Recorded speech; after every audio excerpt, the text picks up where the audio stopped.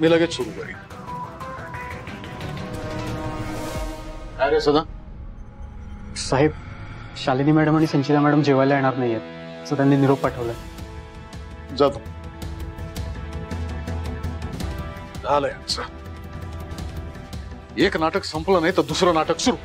आज काय जेवायला येणार नाही, उद्या काय माझ्याशी बोलणार नाही. शालिनी आणि संचिता या घरात असले ना की शांतता नांदणारच नाहीये.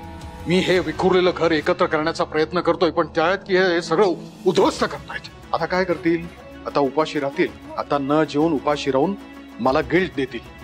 हाच त्यांचा प्लॅन आहे. इमोशनल ब्लॅकमेल करायचं, बस एवढंच माहिती आहे.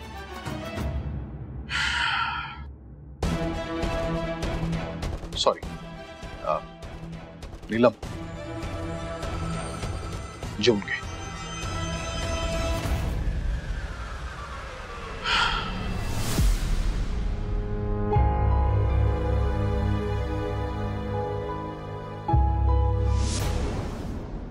मम्मा, हे बाकी तुम्ही चांगलं केलं हा.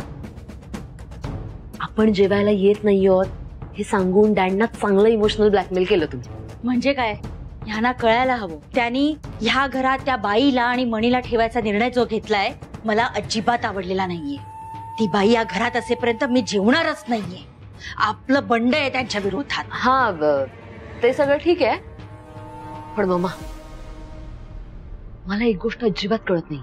म्हणजे डॅड त्या तिघांना घाबरून त्यांची बाजू घेत आहेत की डॅडना खरंच त्यांच्या यंग एज मधल्या रोमॅन्सचा नॉस्टॅल्जिया झालाय म्हणून ते त्यांची बाजू घेत आहेत. नाही, म्हणजे मला असं म्हणायचंय की मी जे पोहे बनवले होते ते माझ्याकडून तिखट झाले आणि डॅडनी ते मला मुद्दाम खाऊ घातले. याआधी डॅड असं कधीच वागले नाहीयेत मम्मा माझ्याशी. मग आत्ताच का? तेच तर ना संचिता, त्याचा विरोध म्हणून आपण जेवणाचा त्याग करायचा. मग बघ काही दिवसात कसे शरण येतात ते. ओ मम्मा, आपण खरंच जेवायचं नाहीये का?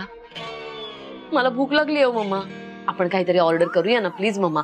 हवं तर मी ऑर्डर करते. संचिता, तू ह्या घरची सून आहेस.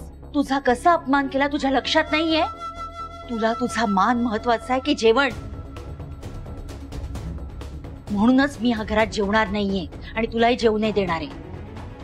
ह्या घरात असेपर्यंत अन्नाचा एकही कण आपल्या पोटात जाता कामा नये.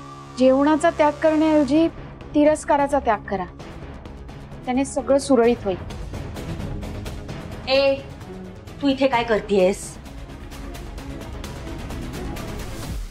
संचिता मॅडम, मानलं पाहिजे हा तुम्हाला. दाद दिली पाहिजे तुमची. स्वानंदी, तुला जे बोलायचंय ना ते स्पष्ट बोल. ही अशी